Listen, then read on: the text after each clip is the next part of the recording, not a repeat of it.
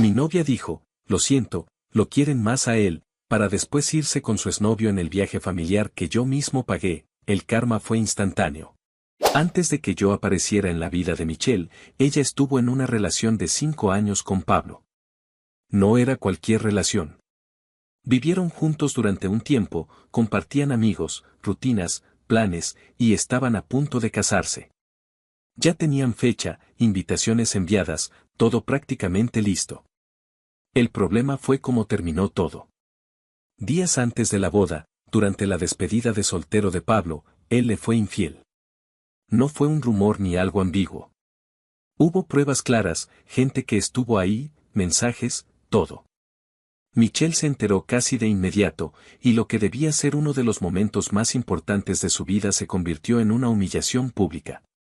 Ella quedó completamente destrozada. Cuando me lo contó tiempo después, no lo hizo llorando, pero sí con una frialdad que decía más que cualquier lágrima. Me explicó que lo peor no fue solo la infidelidad, sino la sensación de que todo lo que había construido durante 5 años se había caído en cuestión de horas.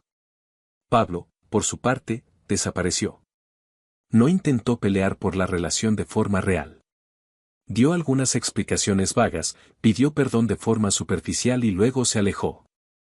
Al menos eso fue lo que Michelle me contó. Hasta ahí, la historia parecía bastante clara. Una relación larga, una traición, una ruptura definitiva. El problema real vino después. La familia de Michelle nunca terminó de soltar a Pablo. Y cuando digo nunca, es literal. Para ellos, Pablo no era solo el ex. Era casi como un miembro permanente de la familia. Lo admiraban, lo respetaban y, en cierto modo, lo justificaban.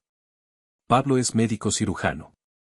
No cualquier médico, sino alguien que, según ellos, tenía una carrera brillante, reconocimiento y un futuro asegurado. Ese detalle, aunque nunca lo dijeron de forma directa al inicio, marcaba una diferencia constante en cómo lo veían a él y a cualquiera que viniera después. Incluyéndome. Recuerdo perfectamente la primera vez que conviví con la familia de Michelle. Fue en una comida bastante sencilla, nada especial en teoría. Yo iba nervioso, como cualquiera en esa situación, pero también confiado. Michelle me había dicho que, aunque su familia era un poco intensa, ella pondría límites si era necesario. Al principio todo fue cordial. Preguntas típicas, a qué me dedicaba, cuánto tiempo llevaba con Michelle, cómo nos conocimos. Yo trabajo en una agencia de viajes. No es algo que me avergüence, al contrario, me gusta lo que hago. Organizo itinerarios, coordino paquetes, resuelvo problemas, es un trabajo dinámico, y aunque no es algo que suene impresionante para todos, a mí me ha permitido vivir bien. Pero en cuanto mencioné eso, noté el primer cambio. No fue algo explícito. Fue más bien una mirada entre dos de sus familiares, seguida de un comentario aparentemente inocente de su madre. Ah, interesante. Pablo también viajaba mucho, pero por congresos médicos. No respondí nada. Solo asentí. No quería empezar con tensiones. Michelle, por su parte, intervino de inmediato y cambió el tema. Fue sutil, pero se notaba que ya conocía ese patrón. Esa no fue la única vez. Hubo otra ocasión, unas semanas después, en una reunión familiar más grande. Estábamos conversando sobre planes a futuro, metas, ese tipo de cosas. Uno de sus tíos, sin ningún tipo de filtro, soltó. Bueno, lo importante es que Michelle siempre ha tenido buen gusto. Pablo era un gran partido, y bueno, ya veremos cómo resulta todo ahora. No lo dijo mirándome directamente, pero no hacía falta. El mensaje estaba claro. Antes de que yo pudiera reaccionar, Michelle se giró hacia él y respondió, con un tono firme que no le había escuchado antes. Tío, ya basta. Pablo es pasado. Estoy con Abel ahora, y eso es lo que importa. Hubo un silencio incómodo después de eso. Nadie dijo nada por unos segundos, hasta que alguien cambió de tema. Ese tipo de situaciones se repitieron más de lo que me gustaría admitir. Comentarios disfrazados de halagos hacia Pablo, comparaciones indirectas, insinuaciones sobre estabilidad, éxito, nivel de vida, todo muy bien envuelto, pero constante. Y sin embargo, Michelle siempre estaba de mi lado. Cada vez que alguien cruzaba la línea, ella intervenía. A veces de forma suave, otras más directa. Pero nunca me dejó solo frente a su familia. Eso es algo que debo reconocerle. Por eso, durante mucho tiempo, decidí tolerar la situación. Pensaba que, con el tiempo, las cosas cambiarían. Que si veían que la relación era estable, que yo la trataba bien, que había compromiso, eventualmente dejarían de compararme con alguien que, al final, la había traicionado. Pero también había algo más. Yo sabía que, en el fondo, no competía solo contra una persona, sino contra una idea. Pablo no era solo el ex. Era el ex idealizado. El que tenía una carrera impresionante, el que había cometido un error, el que, según ellos, merecía una segunda oportunidad. Y yo era simplemente el que llegó después. Aún así, decidí hacer algo al respecto. No confrontarlos directamente. No entrar en discusiones. Eso solo habría empeorado las cosas. Mi forma de enfrentarlo fue otra, demostrar, con acciones, que yo también podía estar a la altura. No en términos de profesión, porque eso sería absurdo. No voy a convertirme en médico para impresionar a nadie. Pero sí en términos de compromiso, de estabilidad, de intención real con Michelle. Fue así como surgió la idea del viaje. Michelle y yo llevábamos aproximadamente 10 meses juntos en ese momento. No era poco tiempo, pero tampoco era una relación de años. Sin embargo, ya había suficiente confianza y estabilidad como para pensar en algo más serio. Un día, después de otra reunión familiar algo tensa, ella me dijo algo que se me quedó grabado. Sé que no deberías tener que hacer nada para ganarte a mi familia, pero si hubiera una forma de que vieran quién eres realmente, todo sería más fácil. No lo dijo como una exigencia. Más bien como una mezcla de frustración y esperanza. Y fue ahí donde conecté las piezas. Yo trabajo en una agencia de viajes. Tengo acceso a contactos, descuentos, paquetes especiales y, sobre todo, sé cómo organizar experiencias que realmente marcan la diferencia.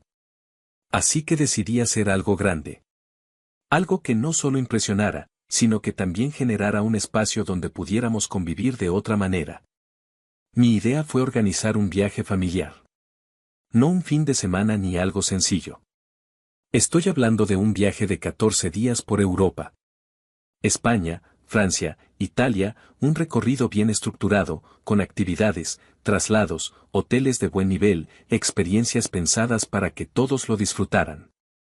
Pero lo más importante, yo me encargaría de casi todo. Los vuelos, el alojamiento, los tours, todo gestionado a través de la agencia.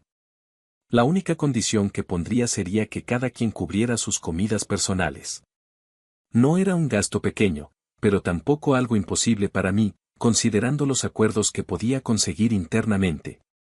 Cuando se lo propuse a Michelle, su reacción fue inmediata. Se emocionó como no la había visto antes. ¿En serio harías eso? Me preguntó, con una mezcla de sorpresa y entusiasmo. Sí, le respondí. No solo por tu familia, también por nosotros. Creo que nos vendría bien algo así. Ella sonrió, pero luego dijo algo que, en ese momento, interpreté como una señal positiva. Con esto, de verdad se van a dar cuenta de quién eres. Durante las siguientes semanas, me dediqué por completo a la planificación. Hablé con compañeros de la agencia, ajusté fechas, optimicé rutas, elegí hoteles que equilibraran calidad y costo, organicé actividades para distintos gustos. Quería que todo saliera perfecto. No solo porque era importante para mí, sino porque, de alguna forma, sentía que esto era una oportunidad de cambiar la narrativa. De dejar de ser el reemplazo y convertirme en alguien que realmente formaba parte de ese entorno. Cuando finalmente presentamos la idea a su familia, la reacción fue interesante. Al principio, sorpresa. Luego, entusiasmo. Y, por último, algo que no supe identificar del todo en ese momento. Su madre fue la primera en hablar. Es muy generoso de tu parte, Abel. Su padre asintió, pero no dijo mucho. Algunos de sus tíos comenzaron a hacer preguntas sobre el itinerario, los lugares, los hoteles. Todo parecía ir bien. Hasta que uno de sus primos comentó, casi como si fuera una reflexión en voz alta. Pablo también quería llevarnos a Europa alguna vez, pero nunca se dio. Nadie lo reprendió. Nadie dijo nada. Y, por primera vez, noté que Michelle no respondió de inmediato. Solo sonrió, pero fue una sonrisa distinta. Aún así, el plan siguió adelante. Las fechas se fijaron. Los boletos se confirmaron. Todo estaba listo para lo que, en teoría, sería el viaje que cambiaría la percepción de su familia sobre mí. En ese momento, honestamente, pensé que estaba haciendo lo correcto. Después de esa reunión donde presentamos el viaje, algo cambió.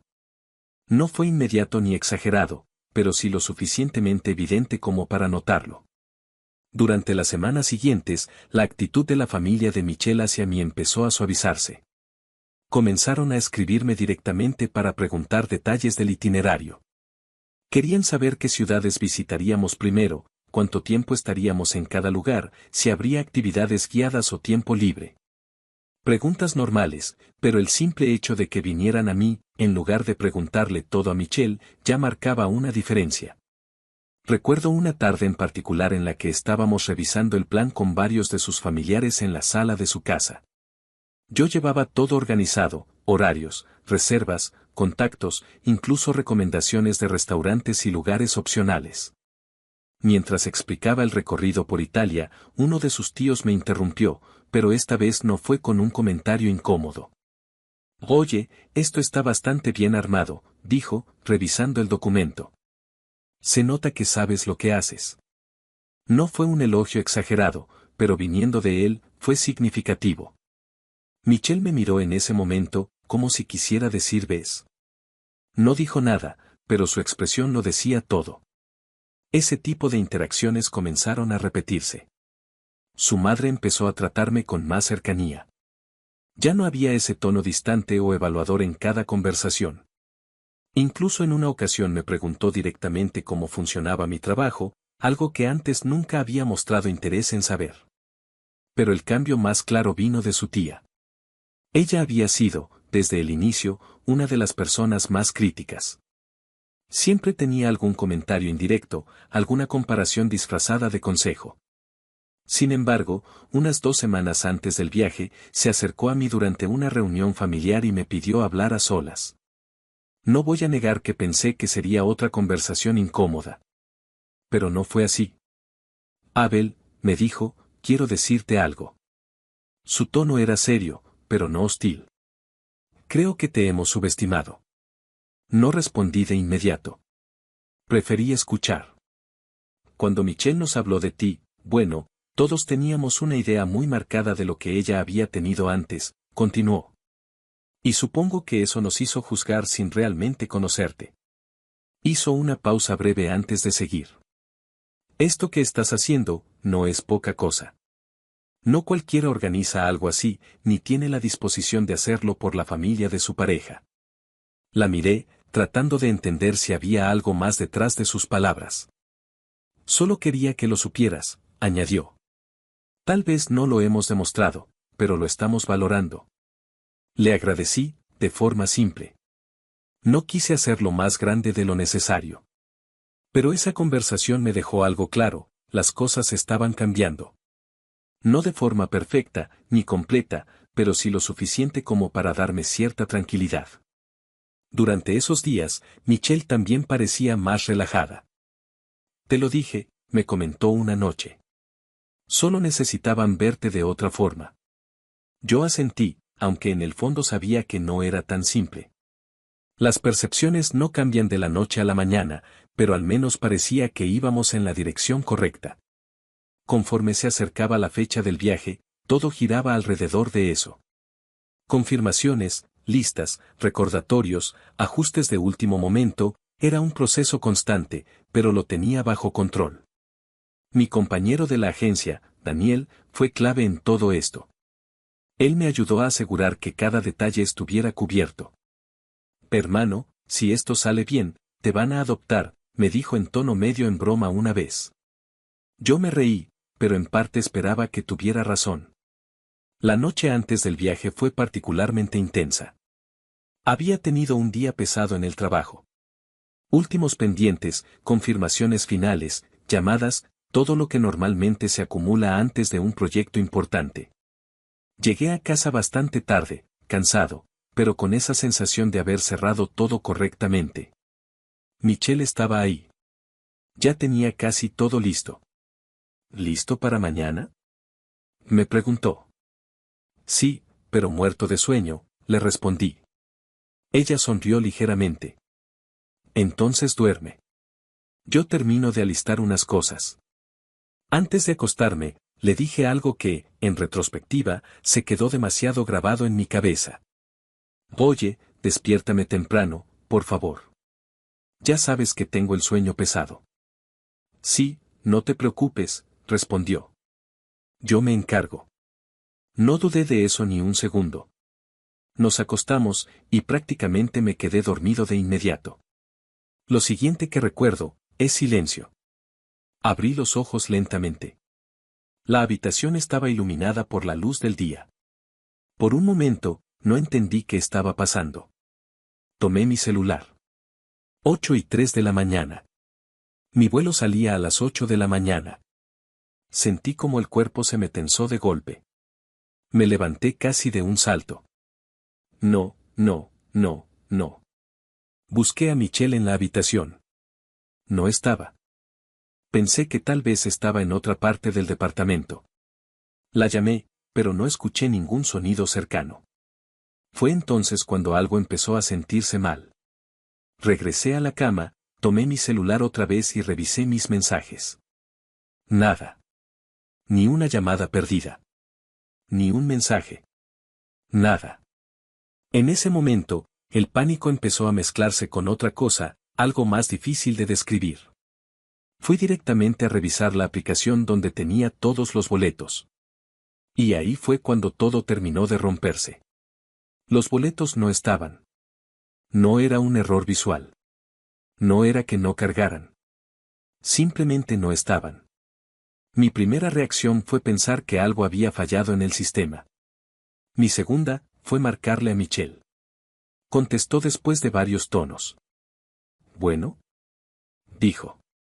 Su voz era tranquila. Demasiado tranquila.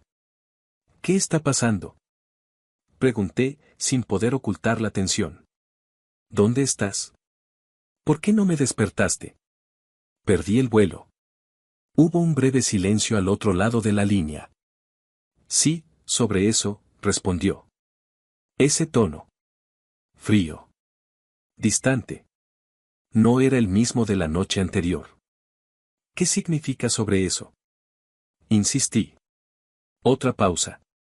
No te desperté, dijo finalmente. Sentí como si el tiempo se detuviera un segundo. ¿Cómo que no me despertaste?, pregunté. Te lo pedí explícitamente, Michelle. Lo sé. Entonces, ¿por qué? No terminé la frase. Porque en ese momento, algo dentro de mí ya empezaba a entender. Porque al final, la familia no quería que fueras tú, dijo. No levantó la voz. No hubo emoción en sus palabras. Solo una afirmación directa. ¿Qué? Fue lo único que pude decir. Querían que fuera Pablo. Ese nombre. Después de todo. Después de todo lo que había pasado, de todo lo que yo había hecho, volvía a aparecer. ¿Estás hablando en serio?, pregunté, sintiendo como la frustración comenzaba a subir. ¿Me estás diciendo que me dejaste aquí, para llevarte a tu ex? No es así, respondió rápidamente. Solo, las cosas se dieron. ¿Las cosas se dieron?, repetí, incrédulo. ¿Qué significa eso? Y entonces lo dijo.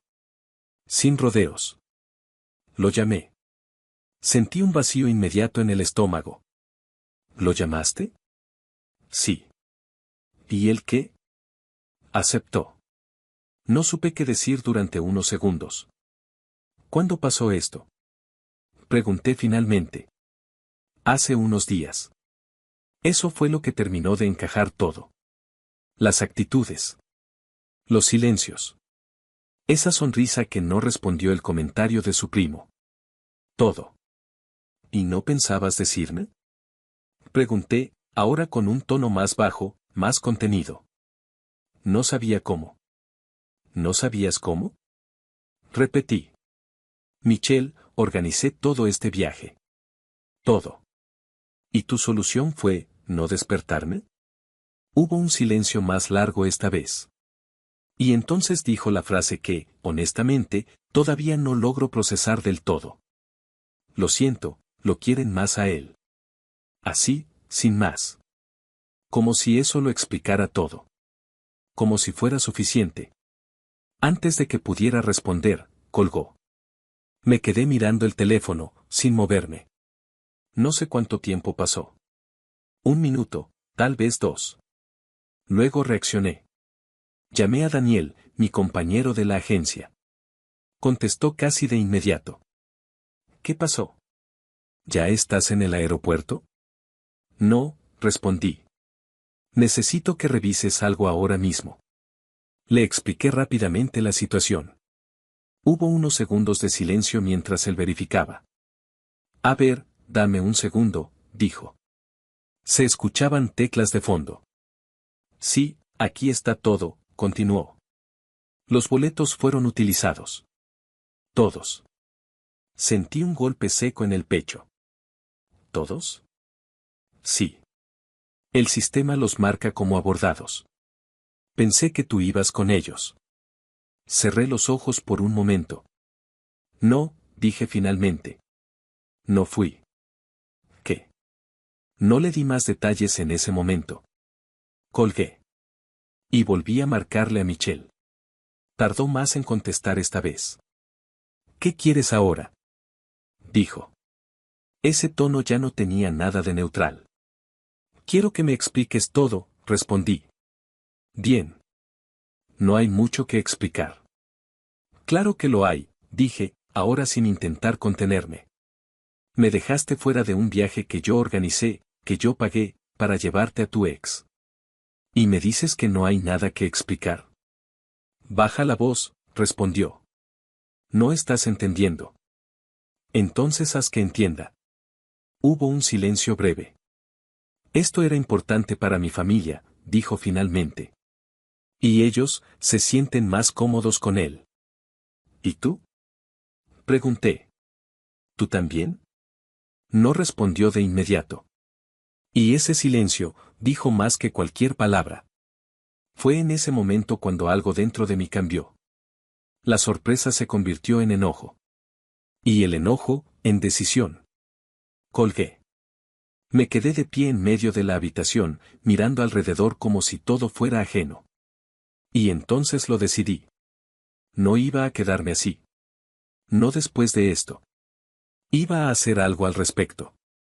Tenía claro algo, ese viaje no iba a desarrollarse como si nada hubiera pasado. Tomé el teléfono y llamé a Marco, mi colega en Italia. Él era quien se encargaría de recibirlos en el aeropuerto y coordinar todo allá, transporte, llegada al hotel, primeros tours, básicamente, el enlace entre lo que yo había planeado y lo que iba a ocurrir en destino. ¿Abel? Respondió. Estoy listo por aquí. El vuelo aterriza en unas horas. ¿Todo bien? No, le dije directamente. Nada está bien. Le conté todo. Sin adornos, sin pausas innecesarias. Le expliqué que no me despertaron, que me dejaron fuera, que llevaron a Pablo en mi lugar. Hubo un silencio pesado al otro lado. No puede ser, dijo finalmente. Sí puede. Y pasó. ¿Y qué quieres hacer? Cancela todo, respondí. Tours, hoteles, transporte, todo lo que se pueda. Puedo hacerlo, dijo. Pero. Se quedó en silencio unos segundos. Pero no lo veo suficiente. ¿A qué te refieres? A que eso solo les arruina el plan, explicó. Pero después de lo que hicieron, no sé, se siente corto. No respondí. Escucha, continuó. Déjame recibirlos. Ver cómo está todo. Y luego te llamo. Acepté. Colgamos. Pasaron unas horas. No hice mucho durante ese tiempo. Solo esperaba. Hasta que finalmente, el teléfono sonó. Ya aterrizaron, dijo Marco. Sí. Estoy con ellos. ¿Cómo que estás con ellos? Te explico después. Te voy a hacer videollamada. No hables.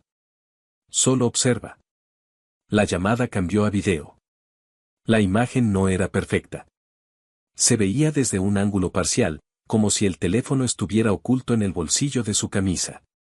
Pero era suficiente. Reconocí el aeropuerto. Y luego, uno por uno, a ellos. La familia de Michelle. Todos estaban ahí. Su madre, su padre, sus tíos, y finalmente, Pablo. Caminaba con ellos con total naturalidad. Como si ese lugar le correspondiera. Como si siempre hubiera sido parte del plan. Sentí algo en el pecho, pero no aparté la vista. Escuché la voz de Marco, actuando con total normalidad. Por aquí, por favor. Ya tengo todo listo. Los guió hacia la zona de equipaje. Ahí fue donde todo empezó a tomar otra forma. La cámara captó fragmentos, maletas bajando, gente esperando, conversaciones casuales. Pero entonces, algo cambió. Marco se acercó a un conjunto de maletas que claramente pertenecían al grupo. Las reconocí porque yo mismo había ayudado a etiquetarlas en el sistema. Con naturalidad, comenzó a moverlas, como si estuviera organizando el transporte. Nadie sospechó nada. En ese momento, la cámara se inclinó un poco más, como si él estuviera haciendo algo más específico. Después me lo explicaría, pero en ese instante yo solo veía fragmentos. Abrió una de las maletas. Una pequeña. Discreta. Dentro había ropa, y algo más. Una carpeta. La abrió rápidamente. Y ahí estaban. Pasaportes. Documentos. Todos. La documentación de toda la familia estaba concentrada ahí. No distribuida. No asegurada individualmente. Todo en un solo lugar. Marco cerró la carpeta con calma. Miró alrededor. Nadie estaba prestando atención. En ese momento, tomó una decisión. Sacó los documentos. Todos. Y los guardó en otra bolsa que llevaba consigo. La maleta quedó igual. Cerrada. Con ropa. Pero sin lo más importante. Después de eso, continuó como si nada hubiera pasado. Vamos saliendo, dijo en voz alta. El grupo lo siguió sin sospechar. Ya en el exterior, los dirigió hacia la van. Uno a uno fueron subiendo. Se escuchaban comentarios normales. ¿Qué calor hace?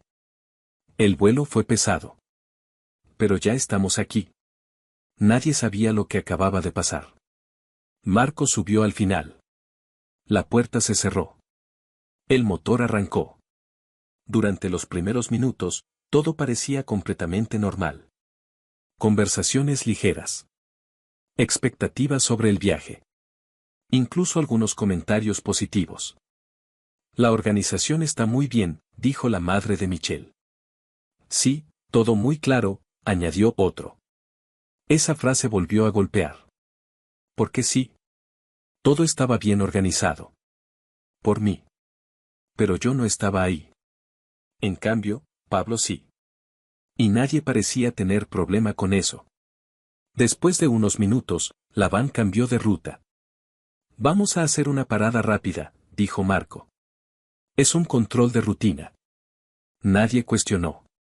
Era creíble. La van se detuvo en una zona de revisión. Un par de oficiales se acercaron. Marco bajó primero. La cámara captó parcialmente la escena. Conversó con ellos en italiano. Su tono era serio. Controlado. No entendí todo en ese momento, pero luego supe exactamente lo que dijo. Creo que son inmigrantes ilegales. Me tiene amenazado. Fue suficiente. Uno de los oficiales se acercó a la puerta de la van y la abrió. Documenti, per favore.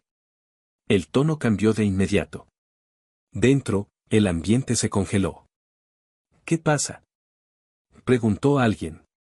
Solo es una revisión, dijo Marco, manteniendo el papel. Pero ya no era una simple revisión. Uno a uno, comenzaron a pedir documentos. Pasaportes. Identificaciones. Permisos. Y ahí fue donde todo empezó a romperse. Un momento, dijo la madre de Michelle. Están en la maleta. Sí, todos los pusimos juntos, añadió alguien más. Bajaron la maleta. La abrieron. Ropa. Solo ropa. Silencio. No, no puede ser, murmuró uno de los tíos. Comenzaron a revisar desesperadamente. Aquí estaban. Yo los vi. ¿Quién los movió? La confusión se convirtió en nerviosismo en cuestión de segundos. Señores, documentación, repitió el oficial, ahora más firme. Debe haber un error, dijo el padre de Michelle. Tenemos todo en regla. Entonces muéstrelo. No podían. Porque no lo tenían. Las voces comenzaron a elevarse. Esto es absurdo. Nos acaban de robar. Alguien los tomó. Pero nada de eso cambiaba la situación. Para los oficiales, lo único visible era un grupo de personas sin documentación. Bajen del vehículo, ordenó uno de ellos. El tono ya no era negociable. Uno a uno, comenzaron a descender. La cámara captaba fragmentos caóticos. La madre de Michelle empezó a llorar. Esto no puede estar pasando. El padre intentaba mantener la calma, pero su voz temblaba. Uno de los primos comenzó a discutir con los oficiales. Esto es un abuso. Silencio, respondieron. Michelle estaba paralizada. Miraba la maleta abierta, como si no pudiera procesar lo que veía. Los documentos estaban aquí, repetía. Pablo intentó intervenir. Soy médico, dijo. Esto es un malentendido. Pero esa frase no tenía ningún peso ahí. Documenti, repitió el oficial. Y no había nada que mostrar. El caos aumentó. Abel se encargaba de todo, dijo alguien. Esa frase volvió a aparecer. Pero esta vez no había duda en lo que significaba. Abel ya no estaba. Y sin Abel. No había nada. La madre de Michelle lloraba sin control. ¿Por qué nos pasa esto? Nadie tenía respuesta. El padre comenzó a discutir entre dientes. Los tíos se culpaban unos a otros. Michelle seguía en shock.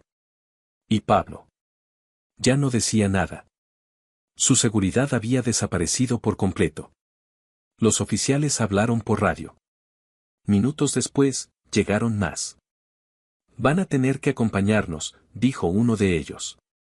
Y entonces, la realidad cayó con todo su peso.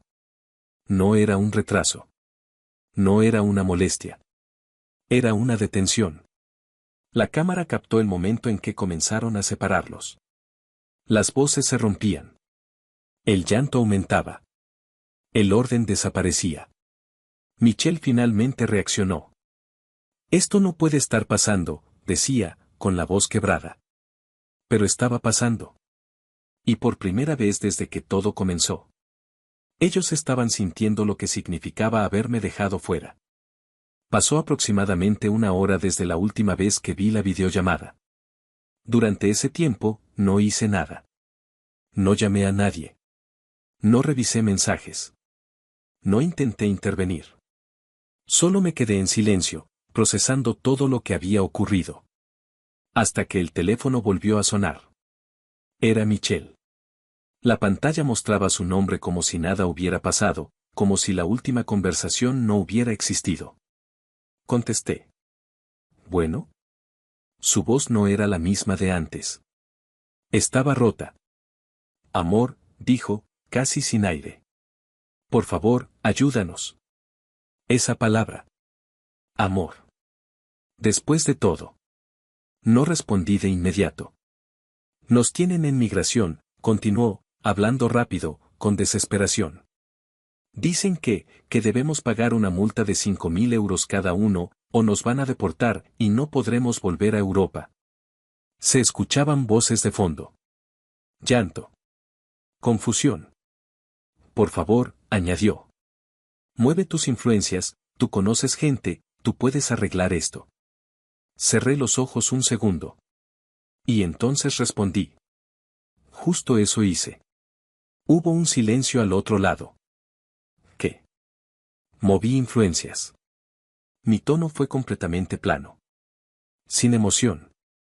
¿De qué estás hablando? Preguntó, ahora con miedo. De esto, respondí. Esto es lo que pasa cuando dejas fuera a alguien de su propio viaje. El silencio que siguió fue distinto. Ya no era confusión. Era comprensión. No, susurró. No hiciste esto. Sí lo hice. Se escuchó un sollozo. Tranquila, añadí. Si no pagas la multa, solo tendrás que pasar unos 3 días en prisión preventiva, y después te regresan a casa. No levanté la voz. No hubo enojo. Solo una explicación fría. Michelle empezó a llorar abiertamente. ¿Qué te pasa? Dijo entre sollozos. ¿Qué te pasa? Eres un psicópata. No respondí. Nos acabas de arruinar la vida, continuó. Vamos a tener antecedentes, esto va a afectar el trabajo de Pablo, el de todos, no entiendes lo que hiciste. La dejé terminar. Y luego respondí.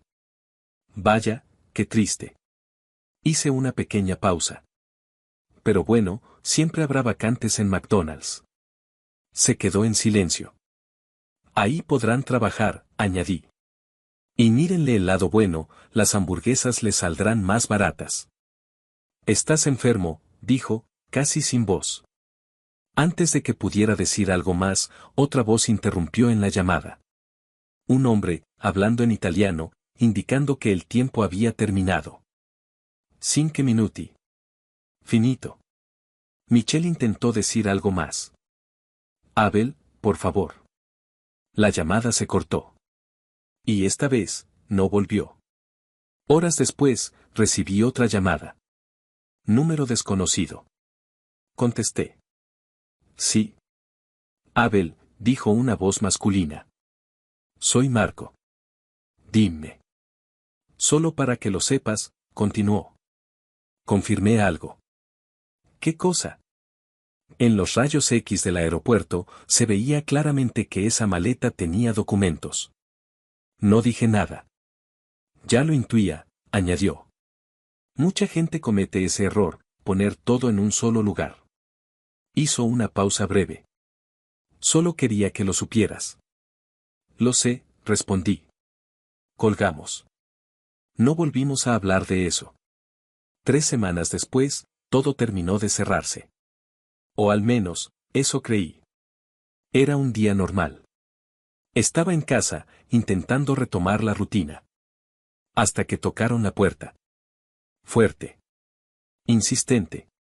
No era una visita casual. Me acerqué y miré por la mirilla. Y ahí estaban. La familia de Michelle. Varios de ellos. Sus padres. Algunos tíos. Primos. No todos, pero suficientes. Abrí la puerta lo justo. ¿Qué quieren? Pregunté. No hubo saludo. No hubo introducción.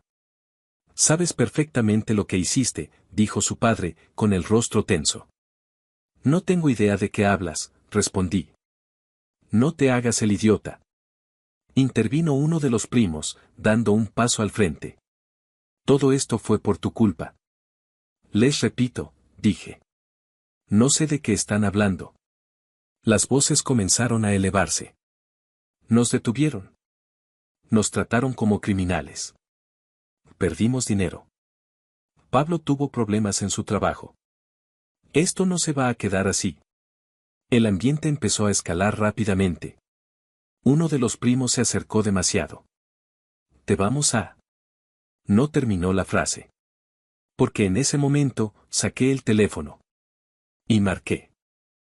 Policía, dije cuando contestaron. Hay un grupo de personas en mi domicilio actuando de forma agresiva. No levanté la voz. No discutí. Solo informé. Eso cambió todo. Algunos retrocedieron. Otros siguieron reclamando, pero ya con menos seguridad. Minutos después, la patrulla llegó. Los oficiales se acercaron y evaluaron la situación. Yo expliqué que no conocía el motivo de su presencia, que estaban alterados, que temía por mi seguridad. Ellos hicieron preguntas. A todos. Pero algunos no supieron controlarse. El padre de Michelle comenzó a alzar la voz. Uno de los primos empujó ligeramente a un oficial. Eso fue suficiente. En cuestión de segundos, la situación cambió. «Queda usted detenido», dijo uno de los policías. El padre y dos de los primos fueron esposados. Los demás quedaron en silencio. Nadie intervino. Nadie intentó detenerlo. Solo observaban. Como yo lo había hecho antes. Después de eso, los oficiales dieron una advertencia clara al resto.